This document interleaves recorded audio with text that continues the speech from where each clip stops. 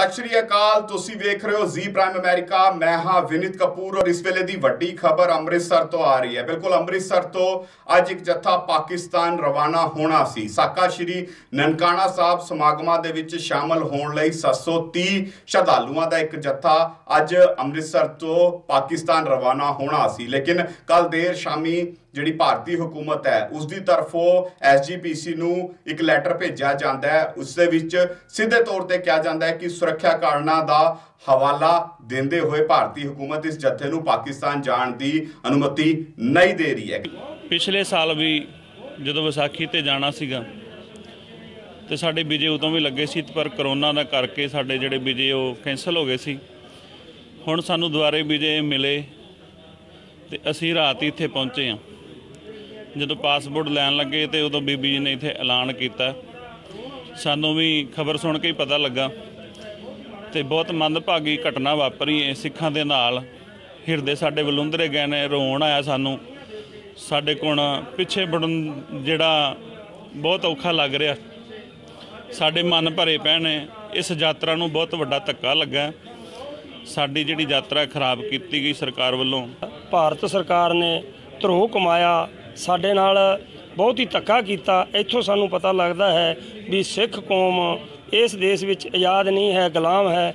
साडे बजुर्गों ने 80% 85% कुर्बानियां दे के इस देश नूं आज़ाद कराया, तो वो गल्लां साडे नाल भुल गए हैं। जो सिक्योरिटी की गल करते हैं, बिल्कुल भी असी पिछले साल जाके आए हैं, कोई सिक्योरिटी वाली यही जी गल नहीं भी उत्थे खतरे वाली गल होवे। जो जे इन्होंने कैंसल करना सी 2 दिन पहला कर देंदे। जिन्नी भी संगत तैयारियां करके आपदे कम्मां धंदियां नूं छड्ड के अमृतसर साहब पहुंची सी, अज बिल्कुल जाण दी तैयारी सी, अते ऐन मौके ते आके इन्होंने कैंसल किया है। बहुत ही माड़ा किया, मनां नूं बड़ी ठेस पहुंची है। गृह मंत्रालय की तरफों आ मेल जिहड़ी SGPC नूं गई है, जिस दे विच स्पष्ट तौर पर कहा गया है कि उत्थे कोविड-19 की महामारी भी है, नालों नाल सुरक्षा कारणों का हवाला भी दिता गया, जिस करके अज जत्था जिहड़ा ਉਹ ਅੰਮ੍ਰਿਤਸਰ ਤੋਂ ਪਾਕਿਸਤਾਨ ਜਾਂਦਾ ਹੋਇਆ ਨਜ਼ਰ नहीं आया। हालांकि तेजा सिंह समुद्री हाल ਅੰਮ੍ਰਿਤਸਰ की गल करिए, सवेरे तो ही श्रद्धालुओं का उत्थे पुजण का सिलसिला जिहड़ा शुरू हो चुकिया सी, क्योंकि पाकिस्तानी हुकूमत की गल करिए तो 730 बंदियां नूं पाकिस्तान हुकूमत की तरफों इस समागम दे विच शामिल होने लई वीजे दिते गए सी। लेकिन अज भारतीय हुकूमत की तरफों जिहड़ी आ मेल SGPC नूं भेजी गई है, इस तो बाद SGPC की प्रधान बीबी जगीर कौर ने कड़ा इतराज़ जताया। सीधे तौर पर कहा है कि भारतीय हुकूमत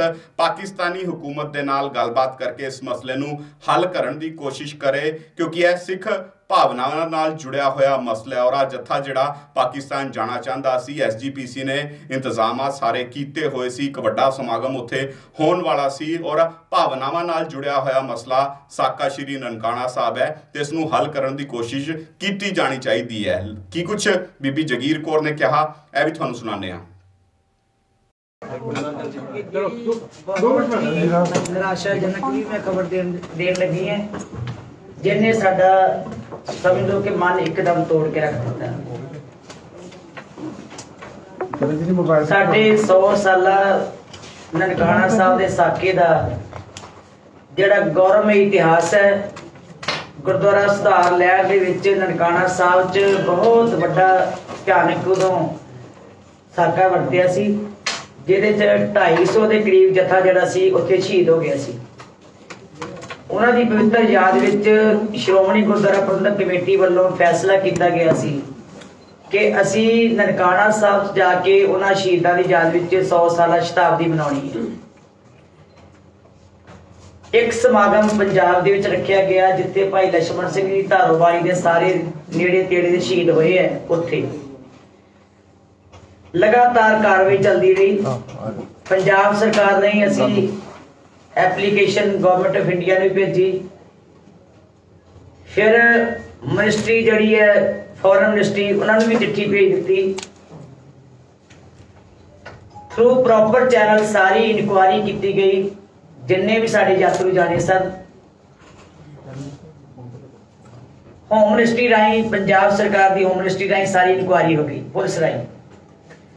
और पाकिस्तान की एम्बैसी वालों सानू वीजे जड़े है वो 505 वीज़ा पंजाब श्रोमणी गुरुद्वारा प्रबंधक कमेटी ਜਿਹੜਾ ਜਥਾ ਸੀ ਉਹ ਭੇਜੇ ਗਏ 124 ਜਿਹੜੇ ਸੀ ਉਹ ਕੱਟ ਦਿੱਤੇ ਗਏ नहीं मिले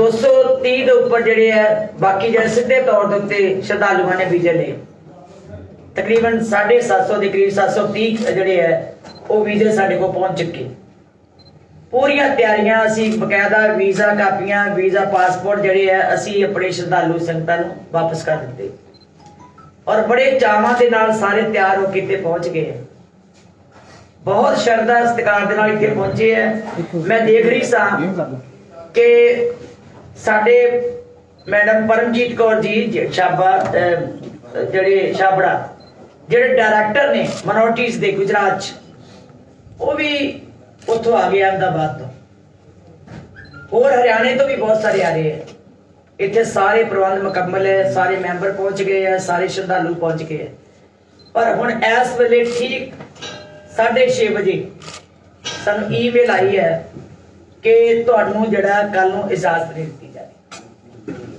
जथे नूं पाकिस्तान जाण दी इजाजत नहीं दी जाएगी भारत सरकार वालों गृह विभाग वालों इन्ना मन टुटा कि इन्ना वड्डा धक्का सारे प्रबंध मुकम्मल होण ते कह रहे हैं कि उधर थ्रेट्स ने जड़ा जथा आएगा उसकी सिक्योरिटी जड़ी है उसकी सेफ्टी नहीं होती अजे नवंबर में जाके जथा हो गया है उदों तो सारी सिक्योरिटी सी सारी सेफ्टी सी अजे कोविड की गल की है कि कोविड दे नाल तकरीबन जड़े मिलियन लोग जड़े है उत्थे बीमार कोविड इफेक्टेड होए 10,000 दे जड़ी डेथ्स हो गई ये भी खतरा ते उत्थे थ्रेट्स भी है सिक्योरिटी भी नहीं है जे नवंबर में कोई थ्रेट नहीं सी नवंबर में सिक्योरिटी सी ते अज क्यों है अज सिक्योरिटी नूं की खतरा पैदा हो गया जदों कि जिहड़े पाकिस्तान दे सारे साडे प्रधान साहब है सतवंत सिंह जी साबका प्रधान सरदार बिशन सिंह जी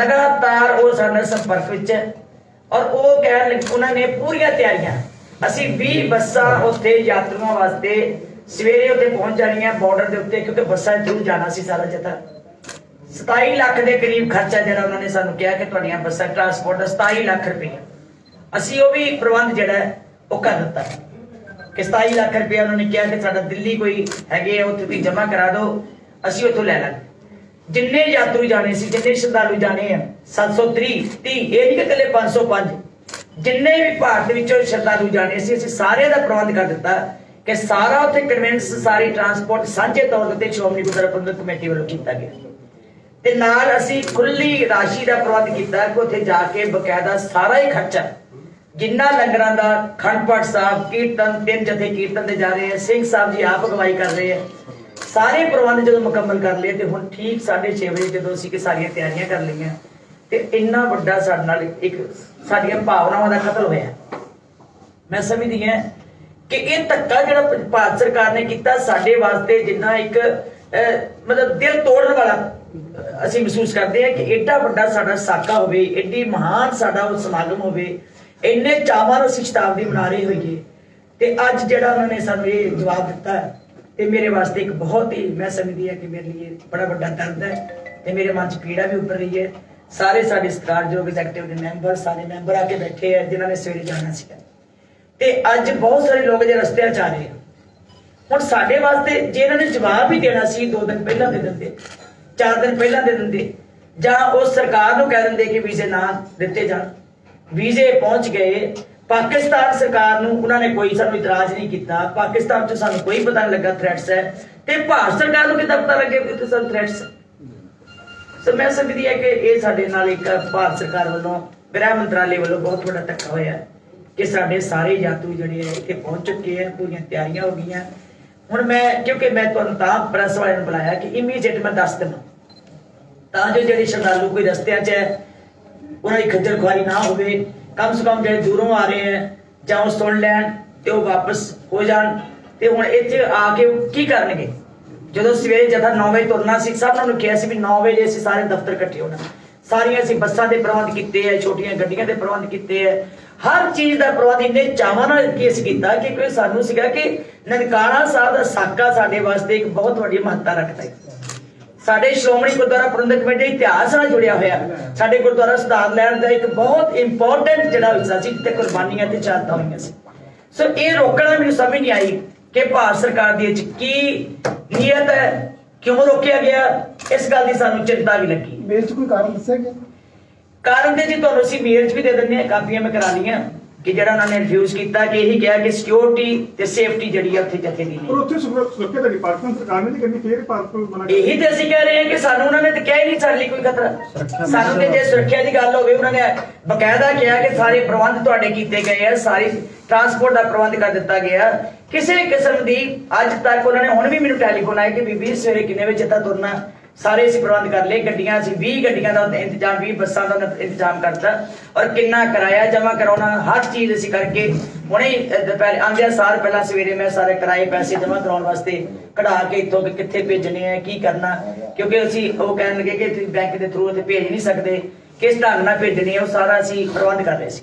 ਇੱਕਦਮ ਮਤਲਬ ਸ਼ੇਕਿੰਗ ਨਿਊਜ਼ ਸਾਨੂੰ ਮਨਸ਼ਾ ਕੀ ਨਜ਼ਰ ਆ ਰਹੀ ਸਰਕਾਰ ਦੀ, ਕਿਉਂ ਰੋਕਿਆ ਪਤਾ ਨਹੀਂ ਜੀ ਕਿਉਂ, ਮੈਨੂੰ ਤਾਂ ਸਮਝ ਨਹੀਂ ਆ ਰਹੀ ਕੀ ਕਹਿ ਸਕਦੇ ਆ ਜੀ। ਇਹ ਸਿੱਖ ਵਿਰੋਧੀ ਸੋਚ ਕਹਿ ਲਓ ਜਾਂ ਸਾਡੇ ਉਹਨਾਂ ਮਹਾਨ ਸ਼ਹੀਦਾਂ ਦੇ ਇਤਿਹਾਸ ਤੋਂ ਅਸੀਂ ਲੋਕਾਂ ਨੂੰ ਜਾਣੂ ਕਰਾਉਣਾ ਸੀਗਾ ਕਿ ਸ਼ਹਾਦਤਾਂ ਕਿਉਂ ਹੋਈਆਂ, ਕਿਸ ਤਰ੍ਹਾਂ ਗੁਰਦੁਆਰਾ ਸੁਧਾਰ ਲਹਿਰ ਚੱਲੀ, ਕਿਸ ਤਰ੍ਹਾਂ ਸਾਡਾ ਇਤਿਹਾਸ ਜਿਹੜਾ ਸੀ ਇਹ ਗੌਰਵਮਈ ਬਣਿਆ। ਅਸੀਂ ਤੇ ਇਹੀ ਕਹਿਣਾ ਸੀ ਜੀ, ਹੋਰ ਇੱਥੇ ਕੀ ਕਰਨਾ ਸੀ। ਧਾਰਮਿਕ ਭਾਵਨਾਵਾਂ ਦੀ ਆਂਦੇ ਧਾਰਮਿਕ ਭਾਵਨਾਵਾਂ ਨੂੰ ਹਿਸਾਬ ਨਾਲ ਸਾਡੀਆਂ ਨੂੰ ਕਤਲ ਕੀਤਾ ਨਾ।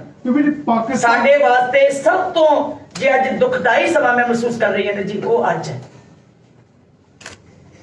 ਪਾਕਿਸਤਾਨ ਸਰਕਾਰ ਇਸ ਸ਼ਤਾਬਦੀ ਨੂੰ ਆਪ ਮਨਾਉਣ ਲਈ ਅੱਗੇ ਹੋਈ ਹੈ, ਨਾ ਭਾਰਤ ਸਰਕਾਰ ਤੇ ਨਾ ਹੀ ਪੰਜਾਬ ਸਰਕਾਰ ਇਸ ਸ਼ਤਾਬਦੀ ਨੂੰ ਮਨਾਉਣ ਦੇ ਲਈ ਅੱਗੇ ਆਈ ਹੈ। ਫਿਰ ਵੀ ਇਹਨਾਂ ਸਿੱਖ ਜਥੇਬੰਦੀਆਂ ਨੂੰ ਸ਼ਤਾਬਦੀ ਮਨਾਉਣ ਦੇ ਲਈ ਰੋਕ ਦਿੱਤਾ ਭਾਰਤ ਸਰਕਾਰ ਨੇ। ਕਿਹੋ ਜਿਹੀ ਨੀਅਤ ਹੈ ਜੀ ਭਾਰਤ ਸਰਕਾਰ ਦੀ? ਨੀਅਤ ਦਿਸਦੀ, ਰੋਕਣ ਤੋਂ ਦਿਸਦੀ ਹੈ ਵੀ ਉਹਨਾਂ ਦੀ ਸਾਡੇ ਐਂਟੀ ਨੀਅਤ ਹੈ।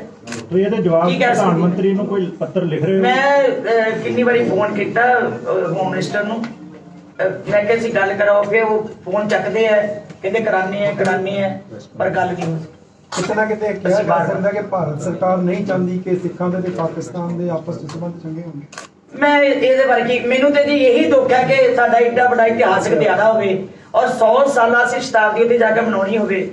ਅਸੀਂ ਆਪਣੇ ਇਤਿਹਾਸ ਨੂੰ ਫਰੋਲਣਾ ਸੀ, ਆਪਣੇ ਇਤਿਹਾਸ ਤੋਂ ਲੋਕਾਂ ਨੂੰ ਸੇਧ ਦੇਣੀ ਸੀ।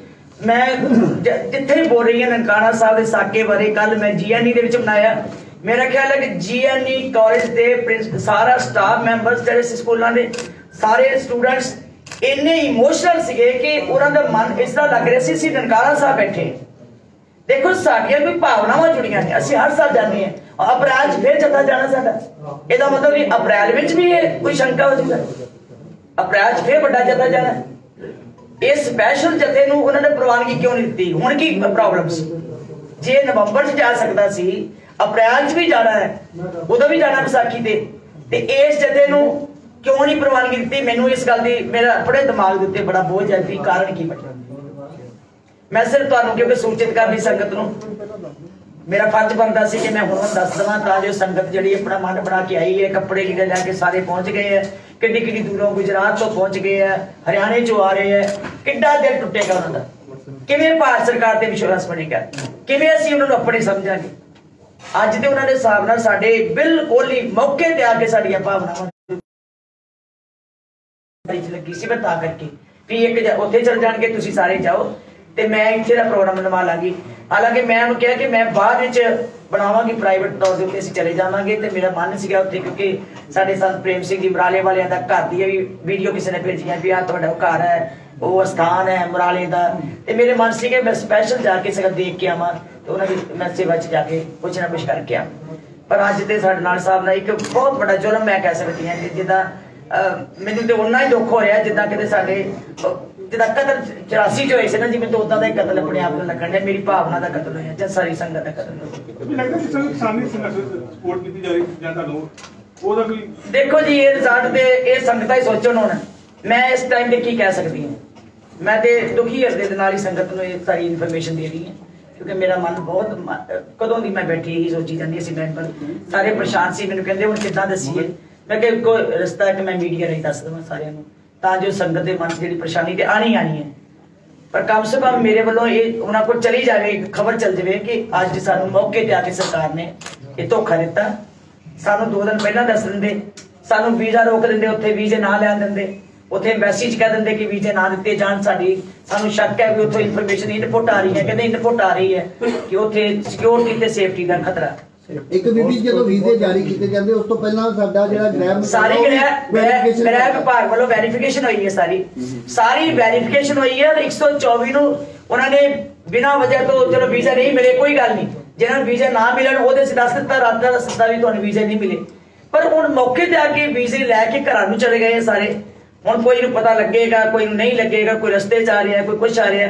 ਸੋ ਮੈਂ ਸਾਰਿਆਂ ਕੋਲੋਂ ਮਾਫੀ ਮੰਗਦੀ ਹਾਂ ਕਿ ਸਾਰਿਆਂ ਨੂੰ ਬਹੁਤ ਵੱਡੀ ਚੋਟ ਵੱਜੇਗੀ, ਸਾਰਿਆਂ ਨੂੰ ਦੁੱਖ ਵੀ ਹੋਏਗਾ, ਸਾਰਿਆਂ ਦੀ ਭਾਵਨਾ ਵੀ ਤੜਪੇਗੀ। ਔਰ ਅੱਜ ਜਿਹੜੇ ਉਹ ਵਾਂਝੇ ਰਹਿਣਗੇ, ਕਈ ਵਾਰੀ ਕੋਈ ਪਹਿਲੀ ਵਾਰੀ ਜਾ ਰਹੇ ਵੀ ਗੁਰਦੁਆਰਿਆਂ ਦੇ ਉੱਥੇ ਜੋ ਨਨਕਾਣਾ ਸਾਹਿਬ ਦਾ ਸਾਕਾ ਹੋਇਆ ਸੀ, ਉਹ ਪਹਿਲੀ ਵਾਰੀ ਸਾਰਾ ਨਕਸ਼ਾ ਜਿਹੜਾ ਲੈ ਕੇ ਜਾ ਰਹੇ ਦਿਮਾਗ ਦੇ ਵਿੱਚ ਵੀ ਅਸੀਂ ਕਿੱਦਾਂ ਸਾਰਾ ਪ੍ਰੋਗਰਾਮ ਦੇ ਦਿੱਤਾ ਵੀ ਇੱਧਰ ਨੂੰ ਸੱਚੇ ਸੌਦੇ ਜਾਓਗੇ, ਇੱਧਰ ਨੂੰ ਉਸ ਗੁਰਦੁਆਰੇ 'ਚ ਜਾਓਗੇ, ਕਰਤਾਰਪੁਰ ਸਾਹਿਬ ਦਾ। ਔਰ ਕੱਲ ਮੈਨੂੰ ਕਰਤਾਰਪੁਰ ਸਾਹਿਬ ਤੋਂ ਉੱਥੋਂ ਦੇ ਪ੍ਰਬੰਧਕ ਦਾ ਗ੍ਰੰਥੀ ਸਿੰਘ ਦਾ ਫੋਨ ਆਇਆ ਕਿ ਸਾਡਾ ਸਮਾਨ ਜਿਹੜਾ ਤੁਹਾਨੂੰ ਮੈਂ ਕੀਤਾ ਈਮੇਲ ਉਹ ਵੀ ਬੀਬੀ ਜੀ ਭੇਜ ਦਿਓ।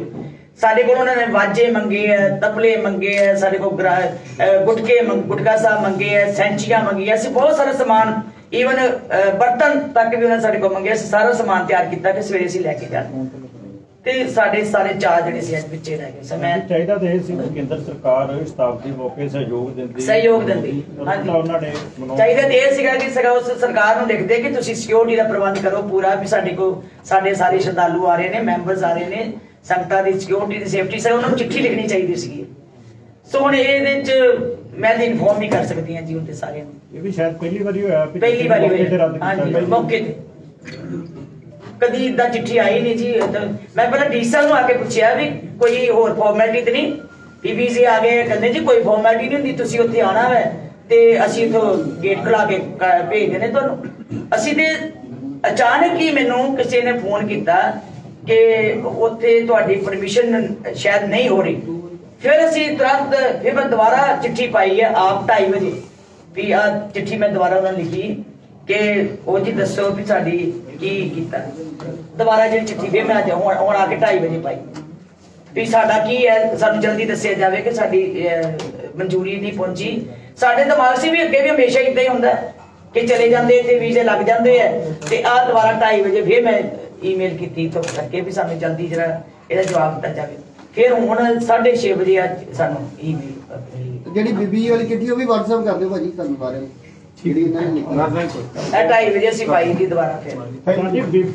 ਮਤਲਬ ਸਰਕਾਰ ਦੀ ਹਦਾਇਤੀ ਦਾ ਸ਼੍ਰੋਮਣੀ ਕਮੇਟੀ ਵੱਲੋਂ ਹੋਰ ਕਿਸ ਢੰਗ ਨਾਲ ਕੋਈ ਵਿਰੋਧ ਕੀਤਾ ਜਾਵੇਗਾ, ਕੋਈ ਪ੍ਰੋਗਰਾਮ ਕੋਈ ਲਿਖਿਆ ਜਾਵੇਗਾ? ਚਲੋ ਤੇ ਹੁਣ ਦੇਖੋ ਜੀ, ਪਹਿਲਾਂ ਤੇ ਮੈਂ ਹੁਣ ਅਸੀਂ ਜਿਹੜਾ ਗੁਰਦਾਸਪੁਰ ਸਾਡਾ ਸਮਾਗਮ ਹੈ ਅਸੀਂ ਉਹਨੂੰ ਕਰਾਂਗੇ। ਅਸੀਂ ਤੇ ਨਿੰਦਾ ਹੀ ਕਰ ਸਕਦੇ ਹਾਂ, ਉਹਦੀ ਸੋਚ ਮਾੜੀ ਜਿਹੜੀ ਹੈ ਸਿੱਖਾਂ ਵਿਰੋਧੀ ਹੈ। ਉਹਦੇ ਵਾਸਤੇ ਅਸੀਂ ਤੇ ਦੇਖੋ ਅਸੀਂ ਤੇ ਆਪਣੇ ਗੁਰੂ ਘਰ ਲਈ ਤੜਪ ਵੀ ਸਕਦੇ ਹਾਂ, ਅਸੀਂ ਤੇ ਆਪਣੀ ਪੀੜਾ ਹੀ ਯਾਦ ਕਰ ਸਕਦੇ ਹਾਂ ਜੋ ਸਾਡੇ ਨਾਲ ਇੰਨਾ ਵੱਡਾ ਧੱਕਾ ਹੋਇਆ। ਇਹ ਤੋਂ ਵੱਡਾ ਧੱਕਾ ਸ਼ਾਇਦ ਨਾ ਹੋਵੇ। ਹੋ ਸਕਦਾ ਕਿ ਉਦਾਂ ਕਿਤੇ ਪਹਿਲਾਂ ਕਹਿ ਦਿੰਦੇ ਅਸੀਂ ਤਿਆਰੀ ਨਾ ਕੀਤੀ ਹੁੰਦੀ, ਇੰਨੇ ਚਾਅ ਨਾ ਕੀਤੇ ਹੁੰਦੇ, ਇੰਨੇ ਪ੍ਰਬੰਧ ਨਾ ਕੀਤੇ ਹੁੰਦੇ, ਸਾਨੂੰ ਇੰਨਾ ਦੁੱਖ ਵੀ ਨਾ ਹੁੰਦਾ।